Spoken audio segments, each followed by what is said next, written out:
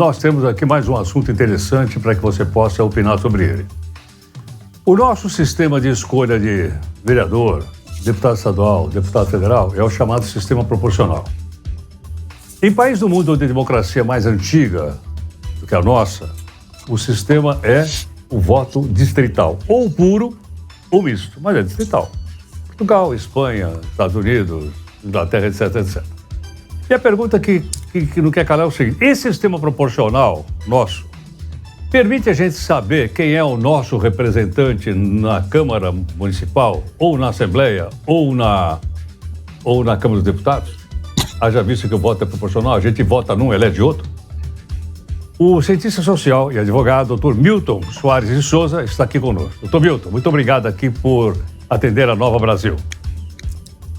Bom dia, Heródoto, e você, a todos os seus ouvintes. É uma honra estar falando com você. Muito bom. Obrigado. Bom dia. Muito obrigado. Dr. Milton, e aí? Esse sistema proporcional continua, está forte, está frágil? Qual é a sua opinião? Olha, Heródoto, a minha opinião é o seguinte: ao longo desses últimos anos, o Brasil vivenciou contínuos atos antidemocráticos, e cujo ápice ocorreu agora no dia 8 de janeiro. Sem um dado mais preciso, é possível afirmar de forma muito empírica que de 5 anos para cá, os principais jornais, revistas do país têm trazido a questão da democracia. Tem um dado muito interessante elaborado pela Economist Intelligence United, que pertence à revista britânica The Economist, que mediu o vigor democrático em 167 países e território, demonstrou que o patamar medido desde 2016 tem caído, o índice de democracia. E o Brasil, nesse relatório, ocupa a 50ª posição. Nesse sentido, eu quero dizer o seguinte: a nossa democracia tem estado frágil, engatinhando, e o sistema proporcional, no meu ponto de vista, é um dos motivos para tal. Até porque o eleitor não vê exatamente em quem ele votou e que provavelmente tenha tido um número expressivo de votos ocupar uma cadeira na Assembleia. De modo que o sistema proporcional ele deveria ser revisto no sentido de propiciar uma melhor democracia para o nosso país. Dr. Milton, nós somos então uma democracia representativa. Sim. A minha impressão, pessoal, é que a gente tem dificuldade de saber quem é meu representante. Não sei. Totalmente, porque nem sempre o candidato mais votado é o candidato que efetivamente ocupa uma cadeira. Posso dar um exemplo, Heródoto? Claro. Na última eleição, o senador José Serra candidatou-se para deputado federal. O senador José Serra, ele teve próximo de 90 mil votos, né, arredondando. O candidato Tiririca teve 77 mil votos. Ou seja, o candidato Tiririca ocupa hoje uma cadeira na Assembleia. O candidato deputado José Serra não ocupa essa cadeira na Assembleia, mesmo tendo uma diferença de 17 mil votos em relação ao Tiririca. Ele não ocupa. Por quê? Hoje nós temos uma situação que é o quociente eleitoral e o quociente partidário. Há uma conta aritmética que o eleitor médio, e às vezes nós mesmos que pesquisamos o assunto temos muita dificuldade de entender. É muito complexo o nosso sistema. Deveria ser mais facilitado para o eleitor. É complexo. De modo que o que prevalece, a bem da verdade, é um princípio aritmético e não o princípio constitucional, que é a vontade do povo, ou seja, o povo é soberano, e nesse sentido o povo não está sendo soberano. Então o sistema proporcional, no meu ponto de vista acadêmico e como cidadão, deveria ser revisto, principalmente para as eleições agora de 2024, que são para os vereadores, como assim você disse no início da nossa Agora, conversa. doutor Milton, de onde vem essa resistência para mexer nesse sistema? Porque no meu ponto de vista, engavetado, salvo engano, está engavetado lá no Congresso Nacional, não é isso?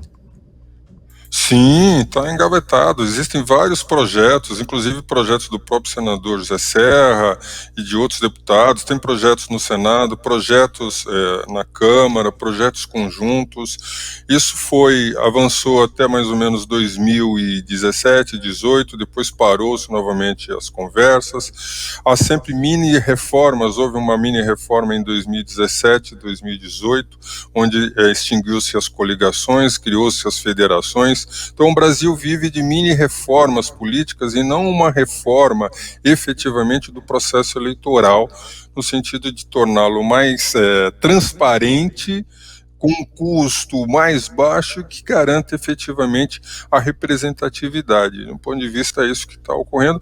O que acontece?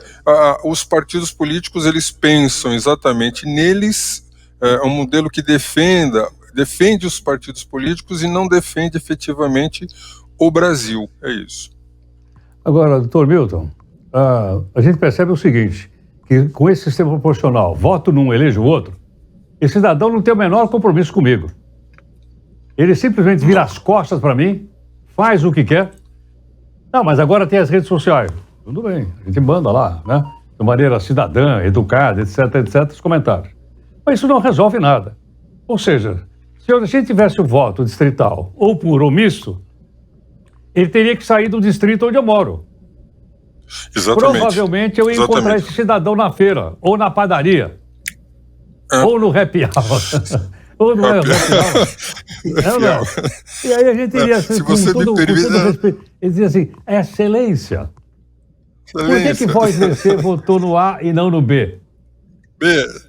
Não é verdade, seria muito mais simples para o nosso... Não, peraí, seria simples para o cidadão, mas para ele não seria, não, porque ele teria que explicar por que Exatamente. Exatamente. Guardadas as devidas proporções e uma comparação talvez mais rasa, é você votar no síndico do seu prédio. Você encontra o síndico do seu prédio e conversa com ele de forma educada, obviamente. Por que tal obra não ocorreu? Por que tal coisa não aconteceu? Nós votamos isso na Assembleia. Então, o voto distrital é um candidato por distrito. Isso que facilita essa proximidade, isso que você estava comentando, a proximidade do eleitor com o eleito, né? O custo da eleição é muito mais baixo, porque o candidato ele vai percorrer a pé num determinado distrito, se a gente for ver em cada município que nós temos hoje no Brasil, nos mais de 5 mil municípios que temos hoje, se a gente transformar em distritos, facilitaria imensamente a possibilidade de conversa com o eleitor. Alguns, inclusive, acusam o sistema eleitoral de criar currais eleitorais. Besteira, até porque hoje nós já temos vereadores, inclusive em São Paulo, que já estão com mais de 10 anos como vereadores, atuando no estado de São Paulo, às vezes não moram num determinado bairro, vão lá fazer campanha e depois saem de lá e não voltam mais. Não é verdade, tem um aí que tem quase 30 anos, tem gente com 30 anos. Tem 30 anos, e tem um no Brasil, não me falha agora a memória, já tem mais de 40 anos como vereador. Então, assim, acusam de curral eleitoral, mas assim, já tem um curral eleitoral estabelecido. Olha, Tomil, você falou em curral eleitoral. Eu detalhei... pois não, pode falar, por favor. Desculpa, é que eu detalhei de forma um pouco mais aprofundada isso no meu livro que você citou, né? Deixa eu ver que é a Democracia no Brasil. Peraí, mostra mais uma vez para eu ver. Ok. Tá vendo? Democracia no Brasil, a falência de minha autoria. A falência do voto proporcional e o voto distrital. Eu faço aqui uma análise de todo o nosso sistema eleitoral, da democracia no Brasil, como é que ela vem se estabelecendo, e faço uma comparação do voto proporcional e do voto distrital. É bom dizer que assim, não existe efetivamente um sistema eleitoral perfeito. Claro, todos terão as suas qualidades e os seus defeitos. Contudo, penso eu que o voto proporcional, no Brasil, ele complica a vida do eleitor, porque o eleitor não consegue se ver representado efetivamente na Assembleia. Para completar esse raciocínio, Heródoto, dos 513 deputados que temos hoje na Câmara Federal, apenas 28 deles conseguiram ultrapassar ou alcançar o quociente partidário. Os demais foram arrastados por esses 28. Não conseguiram alcançar o número suficiente para a eleição. Então, assim... Então, deixa eu ver, dos 513, só 28 foram eleitos diretamente. Os demais é fruto dessas coligações todas que você explicou para a gente coligações. Agora. Tá bom. A chamada hoje federação, né? Porque o voto proporcional hoje não permite mais as coligações, mas criaram um novo nome chamado federação. A federação... A coligação, a gente fazer uma comparação, a coligação era como se fosse um namoro, né? Os partidos se juntavam, estavam namorando, e a federação? Aí tinha eleição.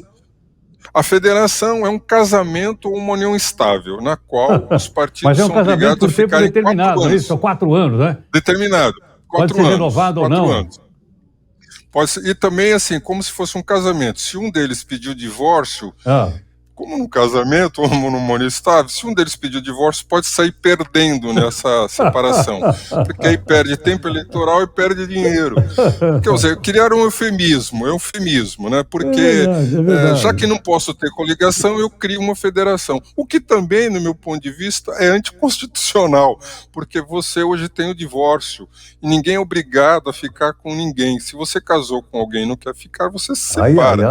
Nas federações não, é obrigado a ficar 4 anos. É melhor a gente parar por aqui. Professor, muito obrigado por sua gentileza, pelos seus esclarecimentos. Obrigado a você.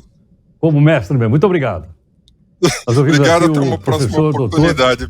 Obrigado. Professor Dr. Milton Soares, cientista social e advogado. Bom, qual é a sua opinião sobre isso? Eu não sei. Eu estou formando a minha aqui, que eu acabei de ouvir agora. E você faz aí porque a sua opinião é por sua conta e risco e sua responsabilidade. Bom, por falar em arrumar curral eleitoral, que ele falou agora, que me lembra a época da República Velha Brasileira, mas não vou encher a paciência de vocês contando nada disso, não.